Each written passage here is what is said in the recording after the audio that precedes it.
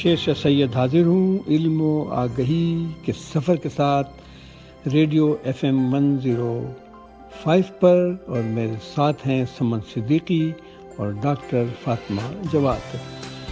ہم آج علم و آگہی کے سفر میں بہت سی باتیں کریں گے، لیکن میں ایک چھوٹی سی بات سے یہ شروع کرنا چاہتا ہوں کہ جولائی 1921 میں کینیڈا کے ایک شہر ٹورنٹو میں 100 سال قبل انسولین کی دریافت ہوئی، اور آج ہم انسولین کی 100 سالگرہ کے موقع پر انسولین کے بارے میں باتیں کریں گے، اور ہم بتائیں گے کہ انسولین دریافت ہونے کے بعد سے کس طرح اپنی شکل بدلتے ہوئے آج اس مقام پہ پہنچی ہے کہ 100 سال میں کروڑوں انسانوں کی زندگی کو اس نے نہ صرف یہ کہ بچایا ہے، بلکہ ان کی زندگی کو محفوظ اور اچھی طریقے سے گزارنے میں ان کی بے انتہا مدد کی ہے۔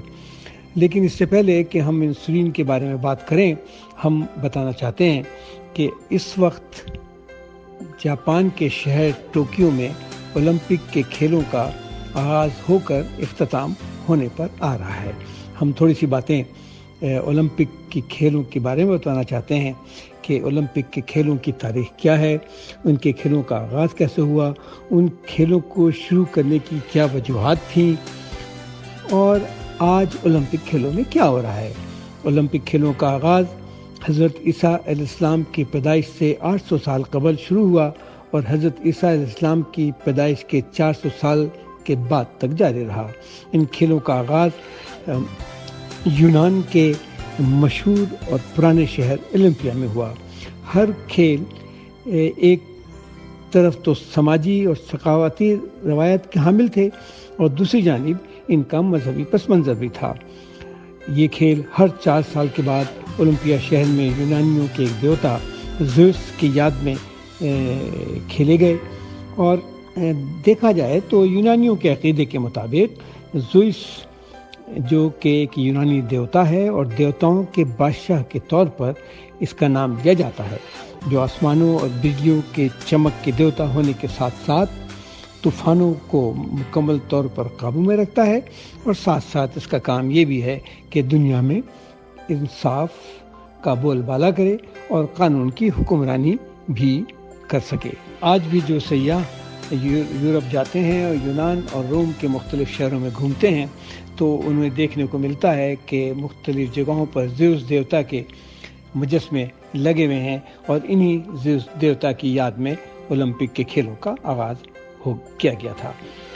ہر 4 سال کے بعد ہونے والے ان مقابلوں میں قدیم یونان کے مختلف شہروں، صوبوں اور دور دراز کے علاقوں سے لوگ حصہ لینے آتے تھے۔ کہا جاتا ہے کہ اس زمانے میں صرف انہی کھلاڑیوں کو ان مقابلوں میں حصہ لینے کی اجازت تھی جو کہ شوقیہ طور پر کھیلوں میں حصہ لیتے تھے، نہ کہ کھیل ان کا ایک پیشہ تھے۔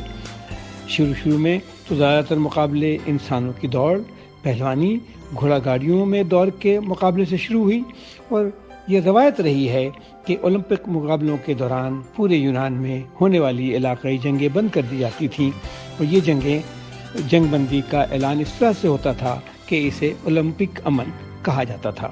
لیکن یہ بھی کہا جاتا ہے کہ گو کے امن کا اعلان کیا جاتا تھا، مگر کچھ یونانی اس موقع پہ بھی جنگ بند نہیں کرتے تھے، اور وہ اس انسانی کمزوری کا شکار تھے کہ چاہے کچھ بھی ہو ہم جنگ تو ضرور کرتے رہیں گے، جو کہ اولمپک کی بنیادی جذبے کے خلاف تھا۔ اولمپک کھیل 6 اور 7ویں صدی تک بہت زیادہ منظم ہو چکے تھے، لیکن اس کے بعد ان مقابلوں میں تنزلی شروع ہو گئی۔ وقت کے ساتھ ساتھ روم کے بادشاہ کو طاقت حاصل ہو گئی، اور وہ یونانیوں کے شروع کی ہوئی چیزوں کے خلاف ہو گئے۔ رومیوں کا خیال یہ تھا کہ یونانیوں نے جو کچھ چیزیں بھی شروع کی ہیں وہ صحیح نہیں ہیں، اور تھوڑا سا ان میں یونانیوں کے خلاف کچھ ایک طرح کی نفرت بھی تھی۔ 393 یعنی 393 صدی میں حضرت عیسیٰ علیہ السلام کی پیدائش کے 393 سال کے بعد روم کے بادشاہ تھیوڈس اول نے یونانیوں کے شروع کیے گئے اس قسم کے تمام کھیلوں پر پابندی لگا دی، جس کے بعد آنے والے بادشاہ تھیوڈس دوم نے 424 عیسوی میں نہ صرف یہ کہ یونانیوں کے عبادت گاہوں کو آگ لگائی، بلکہ ساتھ ساتھ ان کھیلوں پر بھی مکمل پابندی لگا دی گئی، اور اولمپیا میں ہونے والے 4 سالہ مقابلوں کا خاتمہ کر دیا گیا۔ اب ہم آتے ہیں موجودہ دنیا کے جدید اولمپک کی تاریخ کا ذکر کرتے ہیں۔ سینکڑوں سال کے بعد فرانس کے شہر پیرس میں چارلز پیرے ڈی فریڈے بیرن ڈی کوبرٹن 1 جنوری 1863 میں پیدا ہوئے۔ وہ ایک تعلیم یافتہ شخص تھے جنہوں نے Paris institute of political science سے تعلیم حاصل کی تھی۔ ان کو کھیلوں سے بہت دلچسپی تھی۔ وہ چاہتے تھے کہ فرانس کے تمام اسکولوں میں کھیل کھیلے جائیں، بچے کھیلوں میں ماہر رہیں اور شوقیہ کھلاڑیوں کی مدد کی جائے، ان کی حوصلہ افزائی کی جائے اور دنیا ایک کھیلوں کا گہوارہ بن جائے۔ بیرن پیریڈی کو برٹن ہی وہ شخص ہیں جنہوں نے جدید دنیا میں اولمپک کھیلوں کا دوبارہ آغاز کیا اور عالمی اولمپک کمیٹی کی بنیاد ڈالی، جس کا پہلے صدر گاڈفرے ڈی بلونی کو بنایا گیا، جبکہ دوسرے صدر بیرن پیرے ڈی کوبرٹن ہی بنے۔ تھامس آرلنڈ جو رگبی اسکول کے ہیڈ ماسٹر تھے اور ڈاکٹر ولیم پینی بروکس کے تعاون سے بیرن پیرے ڈی کوبرٹن نے عالمی اولمپک کمیٹی بنائی، جس کو بنانے میں انہیں بڑی مشکلات کا سامنا کرنا پڑا۔ ان دو دوستوں نے اور یونان کے حکومت کے کچھ افسروں نے ان کی بے انتہا مدد کی اور وہ اس قابل ہو سکے کہ یہ بین الاقوامی کمیٹی بنا سکیں۔ ان کی انٹرنیشنل یعنی بین الاقوامی کمیٹی کے بننے سے پہلے یورپ کے مختلف شہروں میں کچھ انفرادی کوششوں کھیلوں کے مقابلے منعقد ہونا شروع ہو گئے تھے، لیکن 1896 میں کوبرٹن نے یونانی حکومت کو آمادہ کیا کہ اولمپک کھیلوں کا دوبارہ سے آغاز کیا جائے۔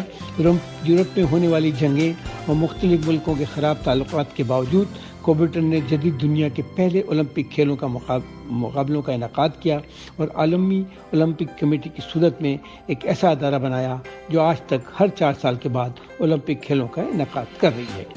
1896 میں IOC نے ایتھنز میں پہلے عالمی اولمپک کھیلوں کا آغاز کیا، جو کہ جدید دنیا میں ہونے والا پہلا اولمپک مقابلہ تھا جو اولمپیا شہر کے بعد یورپ میں منعقد کیا گیا۔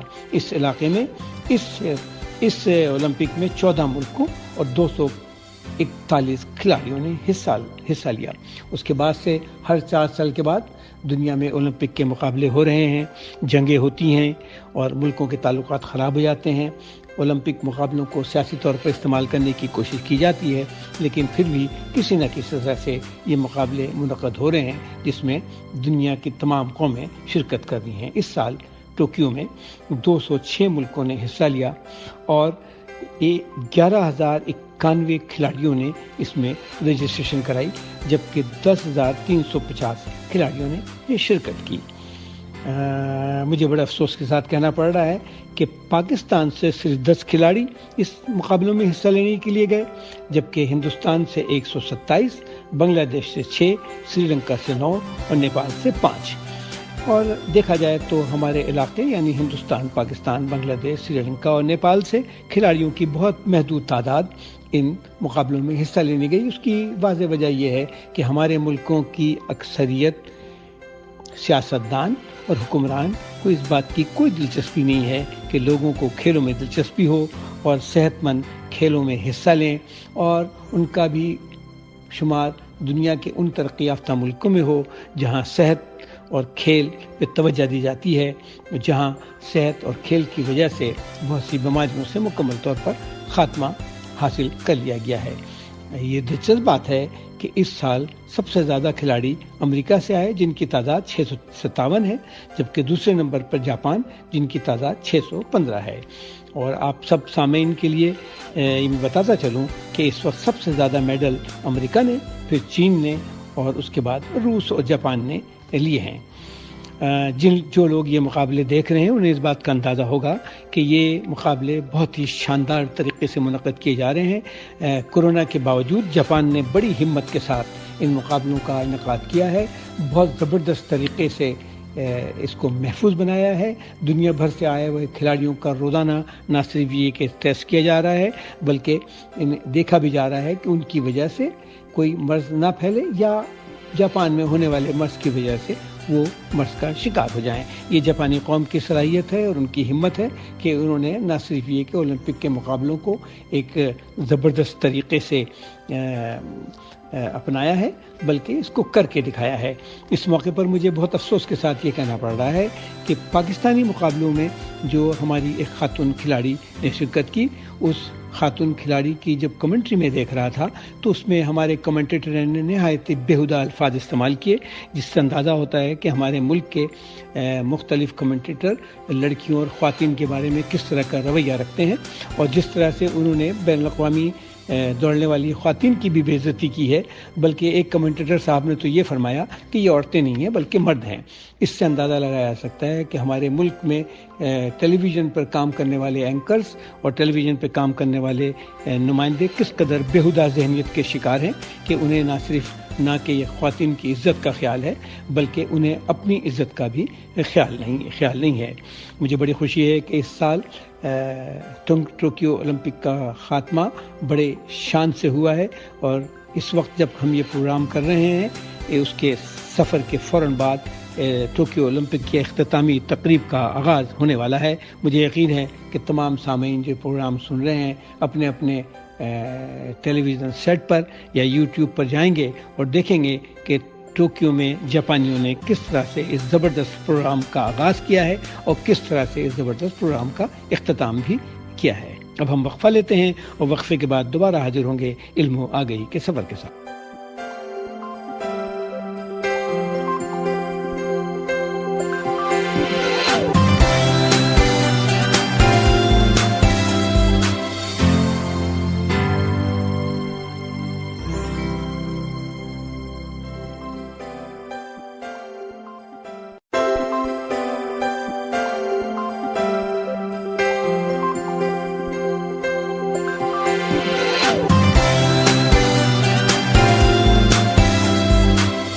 وقفے کے بعد ہم دوبارہ حاضر ہیں علم و آگہی کے سفر کے ساتھ FM ریڈیو 105 پر.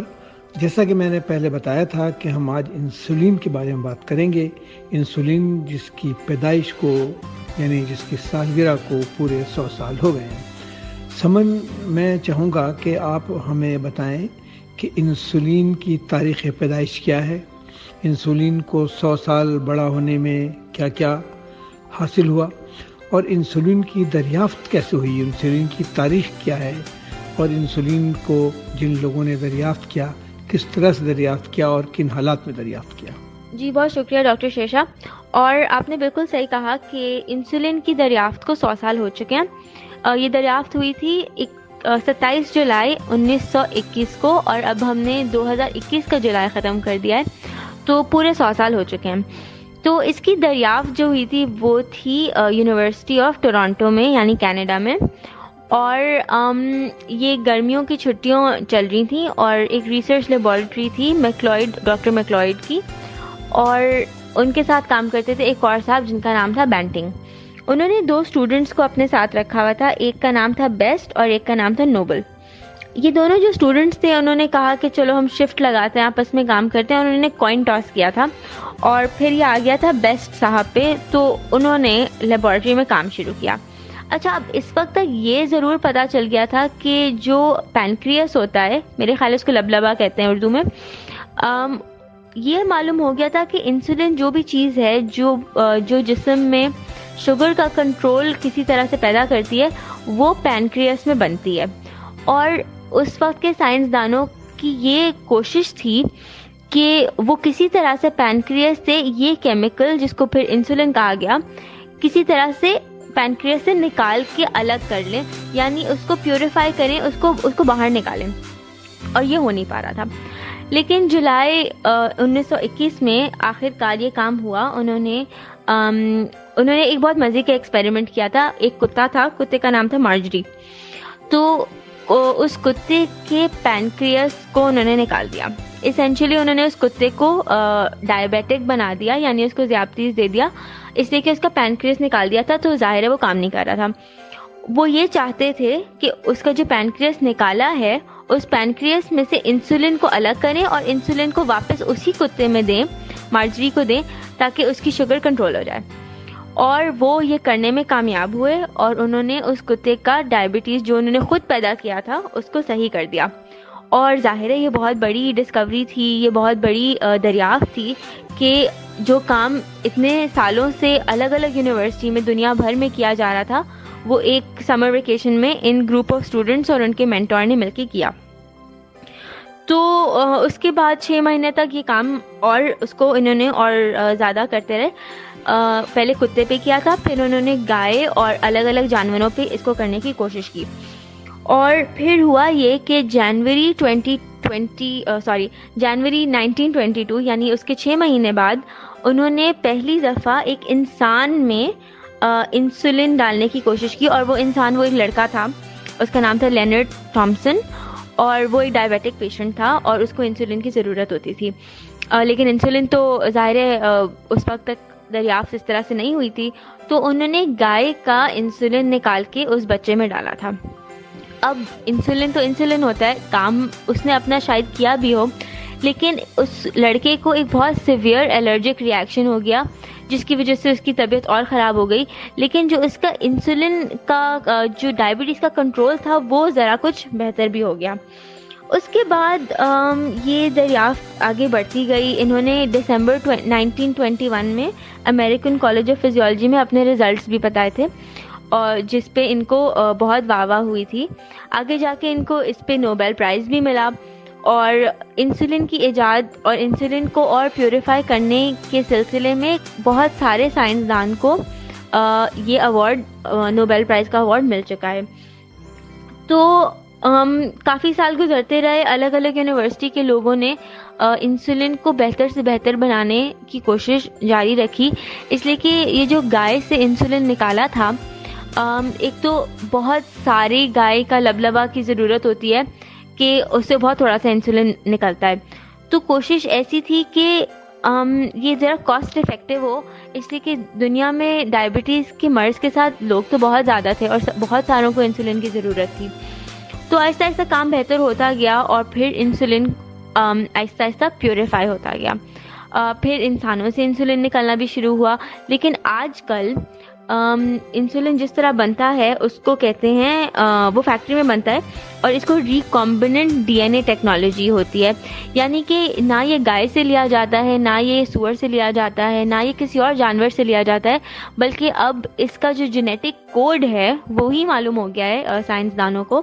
اور وہ اس جینیٹک کوڈ سے, کیونکہ انسولین ایک طرح کا پروٹین ہوتا ہے, اس سے وہ پروٹین بنا دیتے ہیں, اور اب مارکیٹ میں اور اب فارمیسیز میں وہی والا انسولین بنتا ہے.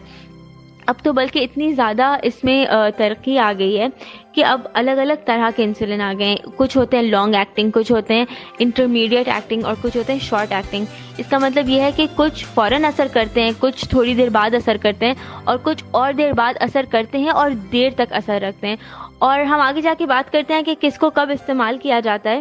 لیکن اگر اس سے بھی آگے بڑھیں تو اب بات ہو رہی ہے آرٹیفیشل پینکریاس کی, یعنی لبلبا آرٹیفیشلی بنا کے کسی کے جسم میں لگایا جائے جو خود ہی اس چیز کو محسوس کر لے کہ باڈی میں شوگر کتنی ہے اور کتنی انسولین کی ضرورت ہے. یعنی جو کام ہمارا لبلبا کرتا ہے کوئی ایسی چیز ٹرانسپلانٹ کر دیں کہ اس کی ضرورت نہ پڑے, اور یہ کام اس ٹرانسپلانٹ کے ذریعے ہوتا رہے. بہت دلچسپ سمن.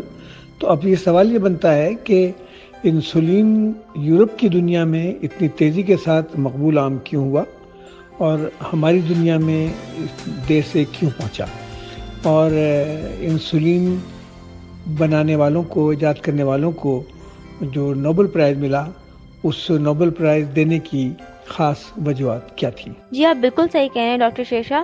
انسولین کی دریافت ہونے کے بعد یہ یورپ کے ممالک میں بہت تیزی سے پھیلا, اور ایشیا اور ممالک میں ذرا دیر سے پہنچا. یعنی کہ 1921 میں یہ دریافت ہو گیا تھا. 1923 میں جرمنی نے بنانا شروع کر دیا تھا, اور ساتھ میں ڈنمارک اور آسٹریا نے بھی بنانا شروع کر دیا تھا. اور 1924 میں ہنگری, آسٹریلیا اور ارجنٹینا میں بھی انسولین بننا شروع ہو گیا تھا. اب مسئلہ یہ آتا ہے, جتنی میری سمجھ ہے وہ یہ ہے کہ ایشیا میں بہت سارے جو ممالک ہیں, ایشیا اور افریقہ میں, وہ جن کو ہم کہتے ہیں یہ ڈیولپڈ ممالک نہیں ہیں، یعنی یہاں پہ وہ فیکٹریاں ہی موجود نہیں تھیں، وہ انڈسٹری نہیں موجود تھی کہ وہ انسولن اپنا بنا سکے، اور کیونکہ وہ بن نہیں سکتا تھا اور امپورٹ صرف ہو سکتا تھا تو وہ بہت مہنگا ہوتا تھا، تو یہاں کے لوگ بھی غریب ہیں تو وہ شاید اس کو افورڈ ہی نہیں کر پاتے تھے، اور آہستہ آہستہ جب یہاں پہ انڈسٹری بننی شروع ہوئی اور یہاں پہ ایسی فیکٹریاں لگیں کہ انسولن بن سکے، اس کے بعد یہاں پہ انسولن عام ہوا تھا۔ آگے ہم چلتے ہیں انسولن کی دریافت اور اس کے بعد اس کے الگ الگ نوبل پرائز پہ جو ملے تھے۔ تو 1923 کا جو نوبل پرائز تھا میڈیسن کا، وہ ملا تھا بینٹنگ اور میکلوئڈ صاحب کو۔ بینٹنگ وہی تھے جن کی ابھی ہم نے بات کی جو لیبارٹری میں کام کر رہے تھے، اور میکلوئڈ صاحب کی وہ لیبارٹری تھی، تو ظاہر ہے وہ ہیڈ تھے۔ لیکن جب یہ اناؤنس ہوا، ان دونوں کو تکلیف اس بات کی ہوئی کہ ان کی ٹیم ان دونوں لوگ سے زیادہ بڑی تھی اور ان کا نام شامل نہیں ہوا تھا، تو بینٹنگ صاحب نے فوراً اپنے اسٹوڈنٹ کا نام بھی شمار کیا، یعنی جو بیسٹ تھے، اور میکلوئڈ صاحب نے جیمز کالب صاحب کے ساتھ اپنا پرائز شیئر کیا، اس لیے کہ ان کا یہ کہنا تھا کہ اکیلے کا یہ کام نہیں تھا، یہ ٹیم ورک تھا، تو ان کو انسولن کی دریافت پہ نوبل پرائز ملا تھا۔ اس کے بعد 1958 یعنی 1958 کا نوبل پرائز ملا تھا فریڈرک سینگر صاحب کو، اور یہ ملا تھا اس لیے کہ انہوں نے انسولن کا پرائمری جو اسٹرکچر ہوتا ہے وہ دریافت کیا تھا، اور ظاہر ہے جب آپ کسی چیز کا پرائمری اسٹرکچر یعنی اس کی بناوٹ کو دریافت کیا تو اس کے بعد میں اس کا جو ریکمبیننٹ طرح سے بننا تھا اس میں آسانی ہوئی، اور ظاہر ہے اسی کی وجہ سے وہ ریکمبیننٹ کبھی بن سکا۔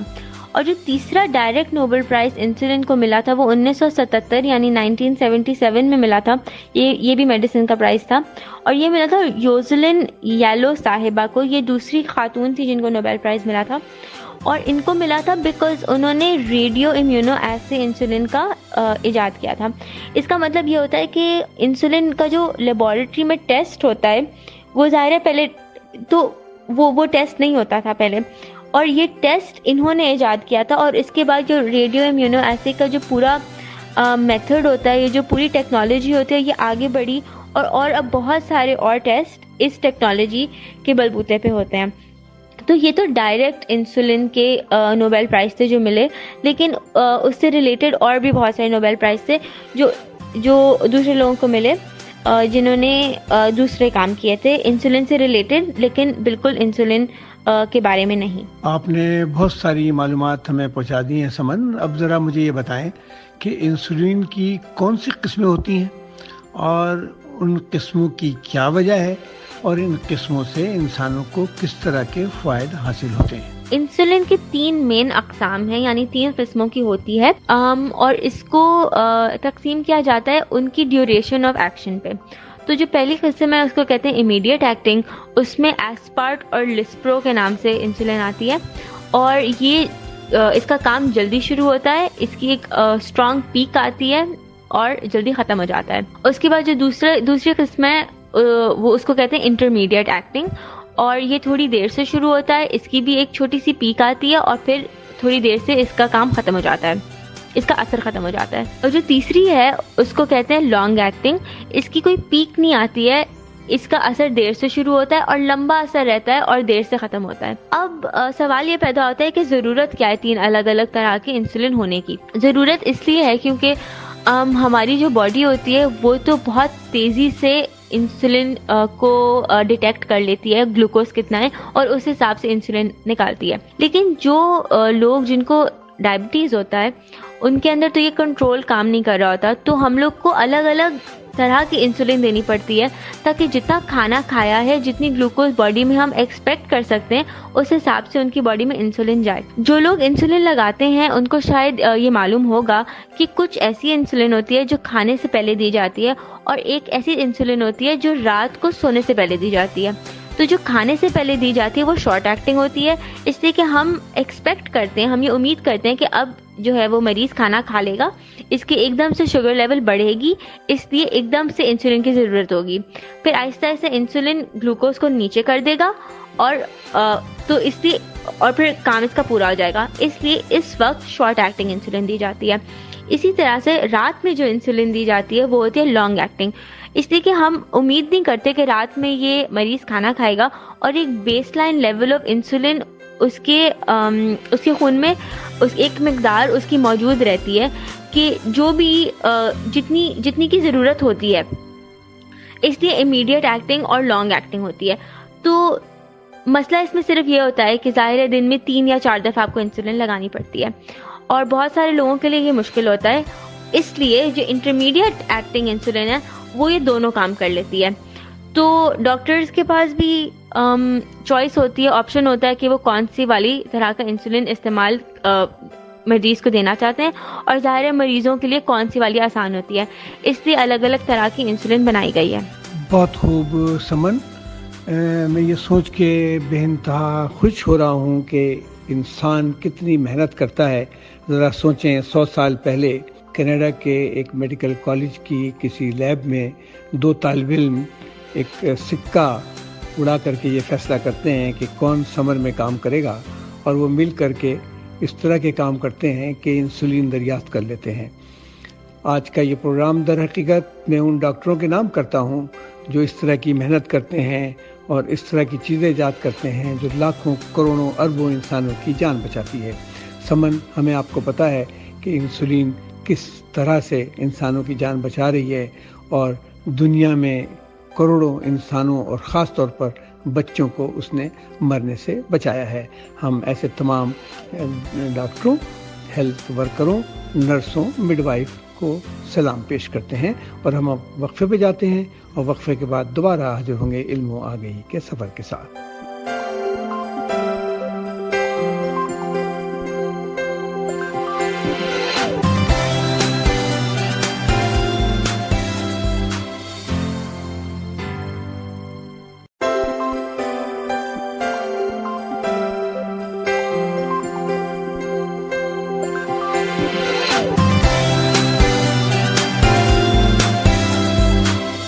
وقفے کے بعد ہم واپس حاضر ہیں علم و آگہی کے سفر کے ساتھ FM 105 پہ, اور آج ہم بات کر رہے ہیں انسولین کی, اس لیے کہ انسولین کو دریافت ہوئے 100 سال ہو گئے ہیں.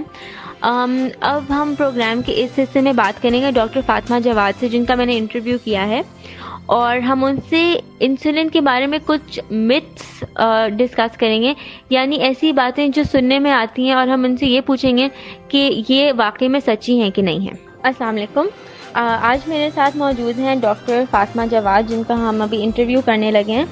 ڈاکٹر فاطمہ جواد ایک ڈائبٹالوجسٹ ہیں جو 50 سال سے اس فیلڈ میں کام کر رہی ہیں, اور آج کل وہ SIUT یعنی Sindh institute of urology and transplantation میں پائی جاتی ہیں. اس کے علاوہ یہ جرنل آف پاکستان میڈیکل ایسوسی ایشن کی ایڈیٹر بھی ہیں. اور آئے ہم ان سے بات کرتے ہیں انسولین کے بارے میں. جیسے کہ آپ لوگ کو پتہ ہے کہ اس دفعہ کا ہمارا شو انسولین پر ہے, اور انسولین کی ایجاد کو 1 صدی گزر چکی ہے. یہ ایجاد ہوئی تھی 27 جولائی 1921 کو, اور اس کو اب ایک پوری صدی یعنی 100 سال گزر چکے ہیں. تو آئے ملتے ہیں ڈاکٹر فاطمہ سے. السلام علیکم ڈاکٹر فاطمہ. وعلیکم السلام. کیسی ہیں آپ؟ اللہ کا شکر, بالکل ٹھیک. مجھے آج آپ سے مل کے بہت خوشی ہو رہی ہے, اس لیے کہ ظاہر ہے آپ کا بہت تجربہ ہے اس فیلڈ میں. تو میں آپ سے یہ پوچھنا چاہتی ہوں کہ انسولین کو لے کے بہت سی غلط فہمیاں ہیں جو لوگ مانتے ہیں, ادھر ادھر سے لوگوں کو پتہ چلتی ہیں اور اس پہ وہ بھرپور یقین کر لیتے ہیں. تو آج مجھے آپ سے یہ پوچھنا ہے کہ ان غلط یا صحیح باتوں میں کوئی سچائی ہے کہ نہیں ہے؟ جی سمن, پہلے تو میں یہ بتانا چاہوں گی کہ انسولین ایک, جسے ہم انگلش میں کہتے ہیں اٹس اے لائف سیور, مطلب یہ زندگی بچانے والی دوا ہے. جب تک انسولین ایجاد نہیں ہوئی تھی, اور جس کو اس میں اول والی ڈائبٹیز ہو جاتی تھی جس میں کہ بغیر انسولین کے انسان زندہ نہیں رہ سکتا ہے, تو ایسا شخص جو ہے وہ 1 مہینہ یا 1.5 مہینے میں ایک طرح سے گھل کے ختم ہو جاتا تھا. اب اس کی وجہ سے بہت سارے لوگ جن کو ڈائبٹیز ہے ان کو نئی زندگی مل گئی ہے, نئی زندگی مل جاتی ہے, اور بہت بھرپور زندگی ملتی ہے, اور وہ لوگ بالکل نارمل انداز سے زندگی گزارتے ہیں. تو اس سے پہلے کہ ہم انسولین کی بات کریں, یہ میں مختصر بتا دوں کہ ڈائبٹیز کی بنیادی طور پہ 2 قسمیں ہوتی ہیں, جس میں اول جس کو ٹائپ 1 ڈائبٹیز کہتے ہیں, اور اس میں شروع سے جس وقت کے پتہ چلتا ہے ٹیسٹ کر کے کہ ڈائبٹیز ہے, اسی وقت سے انسولین دینی پڑتی ہے, اس لیے کہ اس مریض میں انسولین کی شدید کمی ہو جاتی ہے، اور عام طور سے یہ پائی جاتی ہے بچوں میں، بڑوں میں بھی ہو سکتی ہے لیکن عام طور سے کسی بھی عمر 2 سال سے لے کے اور 8-10 سال کے بچوں تک یہ پائی جاتی ہے، تشخیص اس کی ہوتی ہے۔ دوسری جو ہے وہ قسم دوم ہوتی ہے جو کہ بڑی عمر میں پائی جاتی ہے، اور اس میں انسولین کی کمی تو ہوتی ہے لیکن اس کے ساتھ ساتھ جو انسولین بن رہی ہوتی ہے جسم میں وہ کام نہیں کر پاتی ہے، اس لیے کہ اس میں مدافعت بہت زیادہ ہوتی ہے، اور عام طور سے یہ لوگ جو ہیں یہ موٹاپے کی طرف مائل ہوتے ہیں، چربی زیادہ ہوتی ہے ان کے جسم میں، اور وہ چربی جو ہے وہ اس کے راستے میں آتی ہے انسولین کے کام کرنے میں یا انسولین کی مدافعت پیدا کرنے میں۔ تو انسولین کی جو ضرورت پہلے پڑتی ہے وہ ان لوگوں میں جن کو قسم اول کی ڈائبٹیز ہوتی ہے۔ یہ ایک زندگی بچانے والی دوا ہے۔ زیادہ جو مشکل ہوتی ہے وہ قسم دوم والوں کو یا ٹائپ 2 ڈائبٹیز کو، جن کو کہ ڈائبٹیز پتہ چلی پھر گولیوں سے ان کا گزارا چند سالوں میں کے لیے ہو گیا، لیکن بعد میں دھیرے دھیرے جب ان کے جسم میں انسولین ختم ہوئی اور پھر جب ڈاکٹر کہتا ہے کہ اب آپ کو انسولین لگانا ضروری ہے، اس کے بغیر آپ کا گلوکوز، خون کا گلوکوز کنٹرول نہیں ہوگا، تو اس وقت ساری ان کی طرف سے جو ریزسٹنس ہوتی ہے یا طرح طرح کے ان کے جو غلط خیالات ہوتے ہیں یا اپنے پڑوسیوں سے سنتے ہیں یا بزرگوں سے سنتے ہیں اور اس پہ یقین کر لیتے ہیں، وہ بہت مشکل ہوتی ہے ان کے دماغ سے اس چیز کو الگ کرنا۔ اب اس میں جی، تو بہت شکریہ ڈاکٹر فاطمہ، آپ نے ہمیں بہت اچھی طرح سے اس بات کو ایکسپلین کیا، کھول کے بتایا کہ 2 طرح کی ڈائبٹیز ہوتی ہیں، اور آپ نے یہ کہا کہ جن کو جو ٹائپ 2 ڈائبٹیز ہوتی ہے یعنی جو دوم ہوتا ہے ان کو زیادہ مشکل پیش آتی ہے انسولین کو ایکسیپٹ کرنے میں، تو ایسا کیوں ہے؟ وہ اس لیے ہے ایسا کہ جن لوگوں کو قسم دوم یا ٹائپ 2 ہوتی ہے ان کے لیے اس لیے مشکل ہوتی ہے کیونکہ وہ کچھ سالوں تک دواؤں سے ان کا گزارا ہو جاتا ہے، ان کی خون کی شکر، خون کا گلوکوز کا لیول، سطح جو ہے وہ کنٹرول میں رہتا ہے۔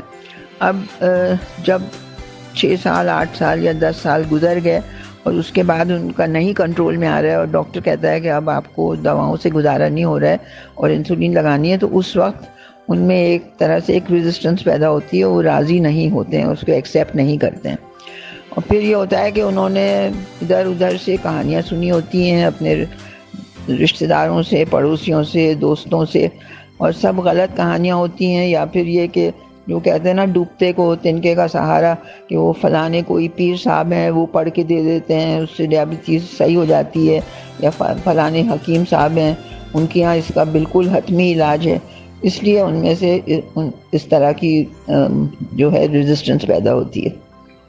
اچھا، تو سننے میں یہ آتا ہے کہ جب انسولین ایک دفعہ شروع کریں تو ایسا میں نے دیکھا ہے کہ مریض کہتے ہیں کہ اچھا ڈاکٹر صاحب تو ہم یہ کچھ سالوں بعد چھوڑ سکتے ہیں، ایسا ہو سکتا ہے کیا؟ ایسا جن لوگوں کو کہ انسولین کی ضرورت ہے اور اس تحت پہ ان کو لگائی جا رہی ہے تو وہ تو نہیں چھوڑ سکتے ہیں۔ بعض ایسے مواقع ہوتے ہیں جیسے کہ کسی کا آپریشن ہونا ہے اور اس کی وقتی طور شوگر نہیں کنٹرول ہو رہی ہے، تو اس کو وقتی طور پہ چند ہفتوں کے لیے دے دیتے ہیں، آپریشن کے بعد جب سب صحیح ہو جاتا ہے تو اس کے بعد پھر اس کو واپس گولیوں پہ ڈال سکتے ہیں۔ لیکن زیادہ تر ایسے لوگ ہیں جو ٹائپ 2 یا قسم دوم والے جن کی 8 سال 10 سال گزر گئے ہیں، اس دوران میں ان کا جو بھی لبلبے میں پینکریاز میں جو انسولین بنانے کی قوت تھی وہ ختم ہو گئی ہے، تو ان کے جسم میں اب اتنی کم انسولین بن رہی ہے کہ وہ کتنی بھی گولیاں لے لیں وہ کنٹرول میں نہیں آتی ہے، تو ایسے لوگوں کو پھر انسولین دینی پڑتی ہے، اور یہ لوگ بڑی مشکل سے اس کو ایکسیپٹ کرتے ہیں، تو یہ ان کو سمجھانا پڑتا ہے۔ پھر وہ ادھر ادھر دیکھتے ہیں، سنتے ہیں، کسی نے کہہ دیا کہ گردے خراب ہو جاتے ہیں انسولین لگانے سے، کسی نے کہہ دیا دل کا دورہ پڑ جاتا ہے انسولین لگانے سے۔ اب یہ ساری باتیں سوچنے والی باتیں ہیں کہ جو یہ ساری جو پیچیدگیاں ہوتی ہیں ڈائبٹیز کی، یہ ہوتی ہیں ان لوگوں میں جن کی کہ جو شوگر کی سطح ہے خون میں وہ بہت لمبے عرصے تک کنٹرول نہیں رہتی ہے، صحیح نہیں رہتی ہے، تو جب اتنی بڑی ہوئی شوگر ہوتی ہے خون میں، وہ پھر جا کے جسم کے ہر حصے کو اور تباہی مچا دیتی ہے، اسے ڈیمیج کر دیتی ہے۔ یعنی کہ ڈائبٹیز کی جو بیماری ہے وہ گردوں اور دل اور ان چیزوں کو زیادہ خراب کر سکتی ہے بنسبت انسولین کے، جو ان چیزوں کا علاج ہوتی ہے، ایسا ہی ہے؟ ہاں بالکل ایسے ہی ہے، اس لیے کہ انسولین سے تو جو خون کی گلوکوز کی سطح ہے وہ نارمل رینج میں آ جاتی ہے، اور اگر نارمل رینج میں ہر چیز رہے تو انسان ایک بالکل بھرپور زندگی گزار لیتا ہے بغیر کسی پیچیدگی کے۔ اچھا ڈاکٹر فاطمہ، یہ بھی سننے میں آیا ہے کہ شاید اس کا نشہ ہو جاتا ہے، یہ افیم جیسی چیز ہے جس کی عادت پڑ جاتی ہے۔ ہاں یہ لوگوں کا خیال ہے جو کہ بالکل ہی غلط خیال ہے، یہ ایک ضرورت ہے۔ بھئی ہم اس طرح کہیں تو ہم کہیں گے پھر ہمیں روٹی کا اور پانی کا بھی نشہ ہو جاتا ہے، اس کے بغیر زندگی نہیں گزر سکتی ہے، صحیح بات ہے۔ اب انسولین اگر جسم میں نہیں پیدا ہو رہی ہے، آپ باہر سے دے رہے ہیں، تو یہ نشہ تو نہیں کہلائے گا، ایک ضرورت ہے جو ہم پوری کر رہے ہیں۔ بالکل، اور یہ ایک ایسی چیز ہے جو جن لوگوں کے اندر ڈائبٹیز نہیں ہوتی ہے ان کی باڈی میں ویسے ہی بن رہا ہوتا ہے، تو یہ بس ایک ایسی چیز ہے جو کسی کی باڈی میں نہیں بن رہی ہو، وہ ہم باہر سے دے رہے ہوتے ہیں۔ تو ڈاکٹر فاطمہ، یہ بھی سننے میں آیا ہے کہ اسے شوگر لو ہو جاتی ہے جس سے موت واقع ہو سکتی ہے۔ شوگر لو ان لوگوں میں ہوتی ہے جو کہ انسولین لگا رہے ہوتے ہیں اور کسی وجہ سے انہوں نے زیادہ لگا لی، انسولین جتنی بتائی گئی ہے خوراک زیادہ لگا لی، یا پھر انہوں نے انسولین تو پوری فل ڈوز لگا لیا اور اس کے بعد کچھ کھایا نہیں، تو اس وقت یہ امکان میں ہوتا ہے کہ شوگر بہت لو ہو جائے۔ عام طور سے یہ ہوتا ہے کہ جب شوگر لو ہوتی ہے تو پھر کچھ علامات پیدا ہوتے ہیں، اور جو مریض خود ہے وہ کچھ نہ کچھ اس کا تدارک کر لیتا ہے، ورنہ جو اس کے گھر والے ہیں یا اس کے جہاں وہ آفس میں کام کر رہا ہے وہاں والے، ان کو سمجھ میں آ جاتا ہے، وہ مدد کر دیتے ہیں۔ بعض دفعے ضرور بے ہوش ہو جاتے ہیں تو پھر اٹھا کے ہاسپٹل لے کے جاتے ہیں، وہاں جاتے ہیں تو پھر ان کو فوری علاج ہو جاتا ہے۔ ایسا بہت کم ہوتا ہے کہ انسان کو کوئی مدد نہ ملے اور اس کی زندگی ختم ہو جائے انسولین کی وجہ سے۔ تو میرے خیال میں اس میں تو یہ ضروری ہوتا ہے کہ جو ڈاکٹر ہے وہ اچھی طرح سے اپنے مریضوں کو بتائے اور سمجھائے کہ انسولین جب لگایا جائے تو ساتھ ہی کھانا بھی کھایا جائے، اور میں نے یہ بھی پڑھا تھا کہ جو بوڑھے لوگ ہوتے ہیں کیونکہ ان کی خوراک کم ہو جاتی ہے تو آہستہ آہستہ ایسا بھی ہوتا ہے کہ ان کی انسولین کی مقدار بھی کم ہو جاتی ہے۔ انسولین کی مقدار کم ہو جاتی ہے، منحصر ہوتا ہے کہ وہ کتنا کھا رہے ہیں، لیکن بڑھاپے کے یہ مطلب نہیں ہے کہ کھانا پینا چھوڑ دیں۔ بوڑھے لوگوں کا تو اور زیادہ خیال رکھنا پڑتا ہے، ان کو صحیح غذا ملے تاکہ ان کا جسم کی طاقت باقی رہے اور چلتے پھرتے رہیں، اور اچھی جتنی بھی اللہ نے زندگی دی ہے وہ اچھی طرح سے گزر جائے۔ تو یہ تو انسولین بھی لگے گی، جتنا وہ کھائیں گے اس کے حساب سے، اور کھانا صحیح ہوگا تو زندگی بھی خوشگوار گزرے گی۔ چلیے، تھینک یو ڈاکٹر فاطمہ۔ ایک جو بہت ضروری بات مجھے آپ سے پوچھنی ہے وہ یہ ہے کہ کہتے ہیں کہ پیروں فقیروں کے پاس اس کا علاج ہوتا ہے، اور کوئی ملا ہوتے ہیں اور وہ ڈائبٹیز کا ایسے علاج کر دیتے ہیں کہ انسولین کی ضرورت نہیں پڑتی ہے، اور ایک میں نے شکر والے بابا کا بھی سنا ہے جو کہیں پائے جاتے تھے، آپ اس کے بارے میں ہمیں کچھ بتا سکتی ہیں؟ ہاں یہ تو اب دیکھیے ہر طرح کے لوگ موجود ہیں، اور جو ان سے جا کے اور اپنا علاج کراتے ہیں ان کو تھوڑا سوچ سمجھ کے کام لینا چاہیے۔ یہ شکر والے بابا کی پرانی کہانی ہو گئی ہے، کوئی 20 سال پرانی کہانی ہے یہ، کہ ایک صاحب تھے جو اپنے آپ کو شکر والے بابا کہتے تھے، اور وہ شکر پہ کچھ پڑ پھونک کے دے دیتے تھے اور کہتے تھے انسولین بند کر دو، گولیاں بند کر دو، پرہیز بند کر دو، یہ شکر کھاؤ تم ٹھیک ہو جاؤ گے، اور اس کی وجہ سے اتنے لوگوں کی صحتیں خراب ہوئی ہیں۔ پھر فائنلی تو ان کے ساتھ پھر یہ ہوا کہ گورنمنٹ کو بیچ میں آنا پڑا اور ان کو اریسٹ کرایا گیا۔ اسی طرح کے اور بھی لوگ ہیں جو اس طرح کی باتیں کرتے ہیں، لیکن یہ انسان کو خود اپنی سوچ سمجھ سے کام لینا چاہیے، ڈاکٹر کو سمجھانا چاہیے کہ جہاں ضروری ہے وہیں تو انسولین لگے گی، بلا وجہ تو نہیں ڈاکٹر کہہ دے گا کہ انسولین لگاؤ۔ بہت شکریہ ڈاکٹر فاطمہ۔ بس ایک آخری سوال مجھے یہ ہے کہ آپ اپنے کسی ایسے مریض کا ہمیں بتا سکتی ہیں جن کو شاید بچپن سے انسولین لگا ہو اور بہت فائدہ دیا ہو اس نے؟ جی بالکل، میرے بہت سارے، اس لیے کہ میری ٹریننگ بھی بچوں کے ساتھ ہوئی تھی، بچوں کی ڈائبٹیز جو ٹائپ 1 ڈائبٹیز ہوتی ہے، اور پھر میرے پاس بہت سے بچے آتے رہے ہیں، جن میں سے ایک آدھ کا مجھے بہت ایسا بعض دفعہ ذہن پہ امپریشن بیٹھ جاتا ہے۔ ایک بچی ہے جو 2.5 سال کی عمر میں اس کو ڈائبٹیز ہوئی، اور بہت زیادہ اس کی طبیعت خراب تھی، ہاسپٹلائز ہونا پڑی، اس کے بعد انسولین شروع ہوئی، لیکن اس کی والدہ نے اتنی محنت کی اس بچی کے ساتھ کہ آج اتنے سالوں کے بعد وہ بچی جو ہے وہ ماشاءاللہ تندرست ہے، ڈاکٹر بن گئی ہے، ابھی وہ ٹریننگ کر رہی ہے اپنی، اور انشاءاللہ آگے بھی وہ اسپیشلائز کرنے کو کہہ رہی ہے، وہ اینڈوکرینالوجی میں اسپیشلائز کرے گی۔ چلیں انشاءاللہ، thank you so much doctor Fatima, آپ نے ہمیں اتنا وقت دیا، آپ نے ہماری یہ سارے جو شک اور شبے تھے ان کو دور کیا، اور مجھے امید ہے کہ ہمارے سارے سننے والوں کو اس سے کوئی فائدہ ہوا ہوگا اور وہ اپنے ڈاکٹر کی بات ضرور مانیں گے اور انسولین کو ایک ایسی چیز نہیں سمجھیں گے جو آپ کے جسم کے لیے نقصان دہ ہوتی ہے۔ بہت شکریہ۔ تھینک یو سمن۔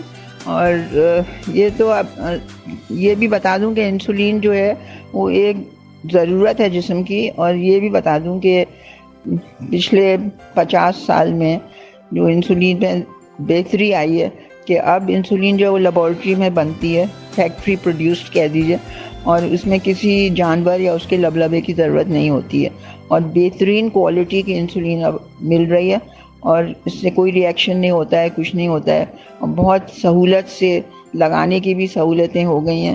پین ڈیوائس جسے ہم کہتے ہیں اس سے لگاتے ہیں۔ جب شروع میں آئی ہے تو وہ بڑی بڑی سرنجز ہوتی تھیں اور شیشے کی سرنجز ہوتی تھیں جن کو کہ ہمیں پانی میں ڈال کے بوائل کرنا پڑتا تھا۔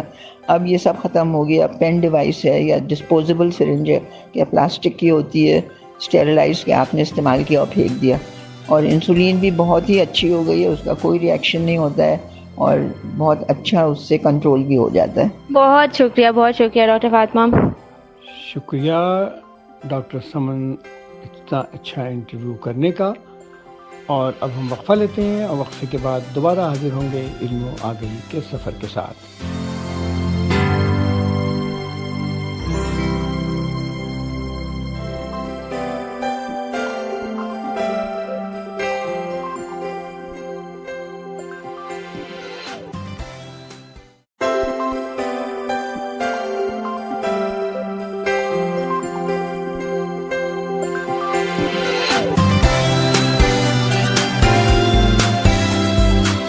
وقفے کے بعد ہم دوبارہ حاضر ہیں علم و آگہی کے سفر کے ساتھ FM ریڈیو 105 پر، اور ہم بات کر رہے ہیں انسولین کے بارے میں۔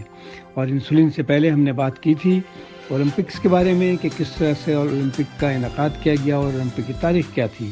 میں نے یہ سوچا کہ اس 100 سالہ سالگرہ کے موقع پر جب انسولین کے بارے میں اتنی بات ہو رہی ہے تو ہم انسولین کے ان نامعلوم سپاہیوں کے بارے میں بات کریں جو بہت سالوں تک انسولین کے بارے میں کام کرتے رہے، لیکن ان کا ذکر تاریخ میں کوئی خاص نہیں ملتا ہے۔ اس سلسلے میں سب سے پہلے 1869 میں موجود پال لنگرہین کا ذکر بہت ضروری ہے۔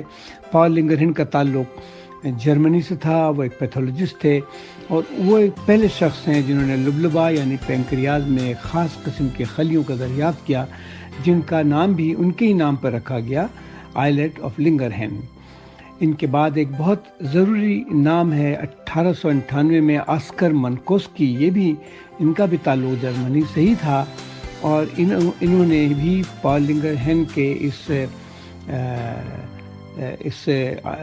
سیل کو پہچانا، اور انہوں نے اس کے بعد جوزف وان میریم کے ساتھ مل کر کے، یہ دونوں کا جرمنی میں رہتے تھے، کتے سے لبلبا یعنی پنکریاس کو نکال دیا، اور پتہ چلایا کہ اگر لبلبا نکال دیا جائے تو ایسی بیماری ہوتی ہے جو کہ جس کا نام فرض کے ڈائبٹیز کے طور پر لیا گیا، یعنی اس کا تعلق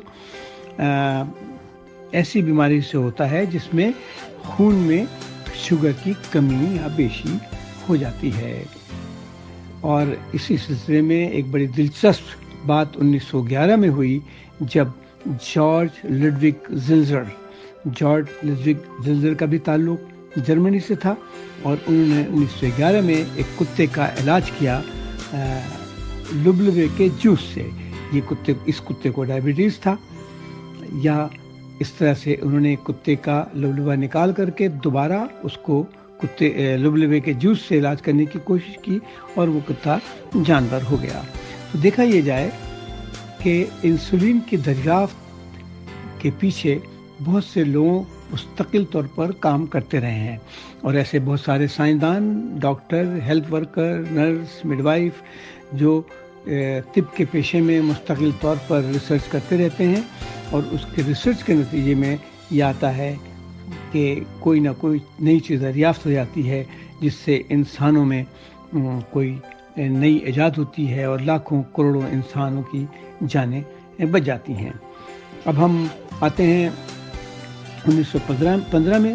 اسرائیل کلینر صاحب تھے، یہ بائیوکیمسٹ تھے، راک فلر یونیورسٹی میں یہ کام کرتے تھے، اور انہوں نے راک فلر یونیورسٹی میں کام کرتے ہوئے پہلی دفعہ انسولین کو الگ تو نہیں کر سکے، لیکن انہوں نے اس بات کا دریافت کیا کہ انسولین کا تعلق یعنی لبلبے کا تعلق شکر کی بیماری سے بھی ہے۔ 1916 وہ اہم سال ہے جب نکولس پاولسکی، جو کہ ڈاکٹر بھی تھے اور سیاستدان بھی تھے، لیکن ایک ان کا کام تحقیق و جستجو کا بھی تھا، انہوں نے 1916 میں لبلبہ کا باضابطہ جوس نکالا اور یہ کہا کہ اس جوس کے اندر وہ سب کچھ موجود ہے جس سے کہ شکر کی بیماری کا علاج ہو سکتا ہے۔ دنیا کس طرح سے ترقی کرتی ہے، بات کیسے بنتی ہے، کس طرح سے چلتی ہے، اس کا اندازہ اس طرح سے لگایا جا سکتا ہے کہ 1916 میں اس دریافت کے بعد ایک شخص تھے انگلینڈ میں، ان کا نام تھا سر ایڈورڈ البرٹ شارپی شیفر۔ یہ فزیولوجسٹ تھے، اور یہ وہ شخص ہیں جنہوں نے پہلی دفعہ ایک ہارمون ہوتا ہے ایڈرینلین، جس کا زندگی سے بڑا واسطہ ہے، اس کی دریافت کی، اور انہوں نے ہی انسولین کو دیکھ کر کے سمجھ کر کے اس کا نام انسولین رکھا۔ اور اس کے بعد انسولین کی کہانی طویل ہوتی چلی جاتی ہے، اور ہم آتے ہیں کینیڈا کی جانب۔ کینیڈا میں جان جیمز ریکرڈس میکلوڈ فزیولوجی کے پروفیسر تھے جو انگلینڈ میں پیدا ہوئے۔ وہ ایک پادری کے بیٹے تھے، ابتدائی تعلیم ابرڈین میں حاصل کی، اور وہاں سے وہ ڈاکٹر بننا چاہتے تھے۔ 1898 میں ہی انہوں نے میڈیسن میں پی ایچ ڈی کیا اور ایک قابل ڈاکٹر بن گئے، لیکن اس کے بعد ان کو بائیوکیمسٹری میں دلچسپی پیدا ہو گئی، اور انہیں جرمنی کی لزبرگ یونیورسٹی سے ایک اسکالرشپ ملی، ٹریولنگ فیلوشپ ملی کہ وہ جرمنی آ کر کے بائیوکیمسٹری کی تعلیم حاصل کرے، جہاں سے انگلینڈ سے وہ جرمنی چلے گئے، اور جرمنی میں اعلیٰ تعلیم حاصل کرنے کے بعد وہ لندن اسکول آف میڈیسن میں واپس آ کر پڑھانے لگے۔ اسی زمانے میں انہیں کیمبرج یونیورسٹی سے پبلک ہیلتھ میں ڈگری دی گئی۔ وہ ایک انتہائی قابل شخص تھے، اور اپنی قابلیت کی بنیاد پر پورے انگلستان میں ان کو لوگ تسلیم کرتے تھے۔ انہوں نے 1903 میں امریکہ جانے کا فیصلہ کیا، جہاں وہ کلیولینڈ میں کام کر رہے تھے، تو اسی زمانے میں ان کو فزیولوجی پڑھانے کے لیے کینیڈا آنے کی دعوت دی گئی، جہاں انہوں نے یونیورسٹی آف ٹورنٹو میں شمولیت اختیار کی اور فزیولوجی پڑھانی شروع کی۔ ان کا سب سے بڑا کارنامہ یہ بھی ہے کہ یونیورسٹی آف ٹورنٹو یعنی ٹورنٹو یونیورسٹی میں جو طب کی تعلیم کا 6 سالہ کورس ہے، اس کو منظم کرنے میں انہوں نے بہت اہم کردار ادا کیا۔ جان جیمز ریکٹرس میکلوڈ صاحب جب فزیولوجی کے پروفیسر تھے، تو اس زمانے میں ہی ان کے پاس 1921 میں فریڈرک بیٹنگ تشریف لائے۔ فریڈرک بیٹنگ ایک سرجن تھے۔ میکلوڈ صاحب کو خیال تھا کہ یہ سرجن ہے، انہیں تحقیقات اور تجربات کا کیا واسطہ، لیکن انہوں نے ان کی مدد کی اور ان کی حوصلہ افزائی کی کہ ان کی لیبارٹری میں وہ کام کریں، اور لیبارٹری میں ہی جان جیمز ریکرڈس میکلوڈ کے ایک شاگرد تھے چارلز الیگزینڈر بیسٹ، جو خود ایک ڈاکٹر کی صاحبزادے تھے اور امریکہ سے کینیڈا تعلیم حاصل کرنے آئے تھے۔ انہوں نے اور فریڈرک بیٹنگ نے مل کر کے پہلی دفعہ انسولین کی دریافت کی، جس کے بارے میں تفصیل سے سمن شروع میں بتا چکی ہیں۔ ان تفصیلات میں جائے بغیر میں صرف یہ بتانا چاہوں گا کہ بیٹنگ صاحب ایک دلچسپ آدمی تھے، انتہائی محنتی شخص تھے۔ وہ ساری زندگی اس تحقیقات کی کاموں میں لگے رہے۔ ان کو باغبانی کا بھی شوق تھا، لیکن ان کی موت ایک ہوائی حادثے میں ہو گئی جب وہ انگلینڈ کے راستے میں تھے اور انگلینڈ میں جا کر کے اس زمانے میں بننے والے خلا میں جانے کے لیے جو تیاری ہو رہی تھی اور اس کے لیے جو لباس بنایا جا رہا تھا اس کو دیکھنے جا رہے تھے کہ ان کا جہاز حادثے کا شکار ہو گیا اور وہ حادثے میں بچنے والے واحد مسافر تھے، لیکن ان کو زخم اتنا زیادہ لگا تھا کہ وہ زخم سے جاں بر نہ ہو سکے اور ان کا انتقال ہو گیا۔ دوسری جانب چارلز الیگزینڈر بیل صاحب جو تھے، یہ جنگ عظیم کے فوراً بعد ان کو جانا پڑ گیا تھا، کینیڈا پہنچے تھے جہاں کے طب کی تعلیم حاصل کریں، لیکن طب کی تعلیم تو وہ حاصل نہیں کر سکے، لیکن وہ بیڈنگ صاحب کے ساتھ کام میں لگ گئے اور ساری زندگی تحقیق و جستجو میں لگے رہے۔ تو سامعین، یہ ایک عجیب و غریب بات ہے کہ 100 سال پہلے جب کئی انسانوں نے مل کر انسولین کی دریافت کی تو کسی کو خیال بھی نہیں ہوگا کہ یہ دریافت ہونے والا ہارمون دنیا میں اتنی زبردست تبدیلیاں لے آئے گا، کروڑوں لاکھوں انسانوں کی زندگی بچ جائے گی اور کروڑوں بچے جو پیدا ہونے کے بعد مر جایا کرتے تھے ان کی زندگی محفوظ ہو جائے گی۔ آج کا یہ پروگرام ہم انہی لوگوں کے نام کرتے ہیں جنہوں نے انسولین کی تلاش میں اور انسولین کے استعمالات کے اوپر بے انتہا ریسرچ کی، اور مجھے یقین ہے کہ اس وقت بھی دنیا کے بہت سے تجربہ گاہوں میں بہت سے جوان اور بوڑھے ڈاکٹر اپنے وقت سے دور کسی نہ کسی تحقیق میں مصروف ہوں گے اور کچھ سالوں کے بعد ہمیں پتہ چلے گا کہ فلاں بیماری کا علاج دریافت ہو چکا ہے۔ سامعین، آپ کو ہم سناتے ہیں اب انسولین کے بارے میں ایک گانا جو انسولین کی اہمیت اور اس کی وجہ سے ہونے والے فائدوں کے بارے میں ہے۔ چلیں سنتے ہیں انسولین کا گانا۔ One, one, one. One, one, one. Working in the hospital, thinking insulin safety. Insulin safety week starts May 14th. Insulin with no label, it makes ID hazy. Too many times things could go wrong. Insulin, ask name and dose they normally take. Prescription needs to be right or there'll be highs and lows and hypos. One, right insulin, names sound alike, don't get confused. Two, right dosage, right UNITS. Three, right way to give, vial or card or throwaway pen. Right time given when food is due and not random. These are some simple rules. Insulin Safety Week, we all can get it right. Right dose, right time, right way. These are some simple rules. There are many names and types of insulin. So many kinds, so many kinds. Look at patients' blood glucose, you'll finally see the pattern. Avoid hypos and treat the highs. Always put the ID on my insulin pen.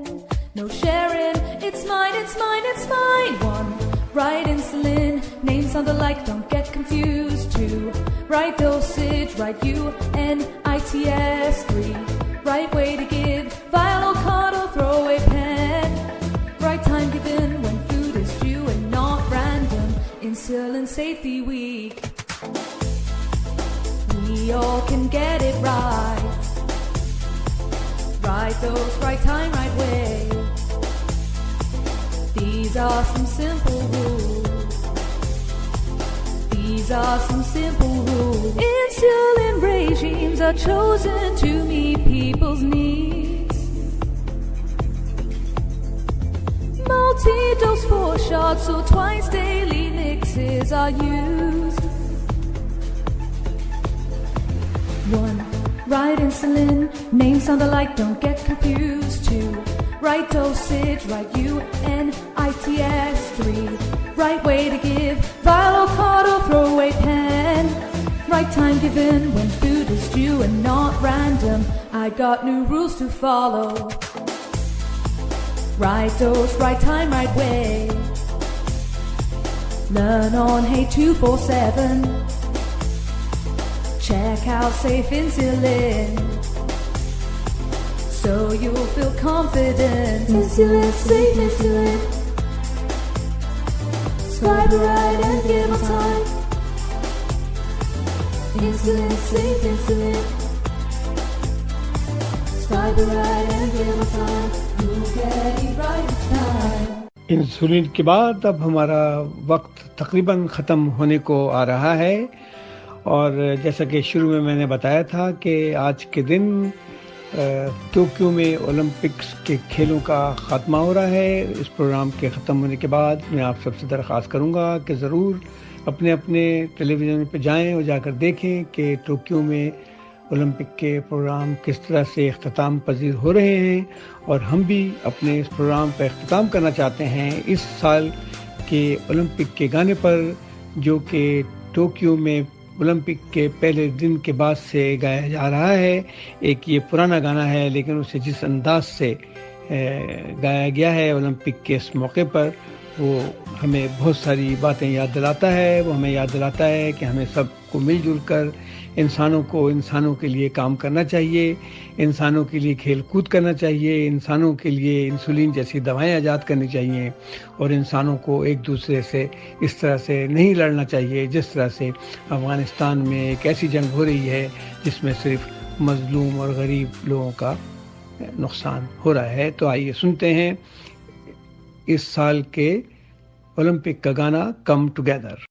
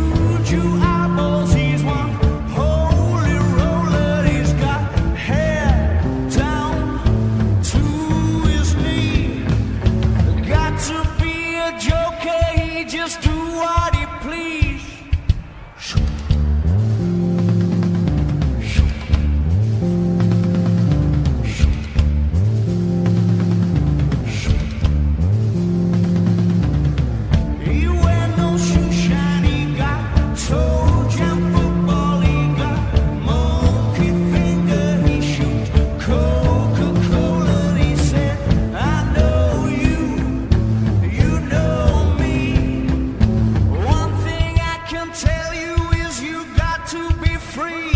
Come together.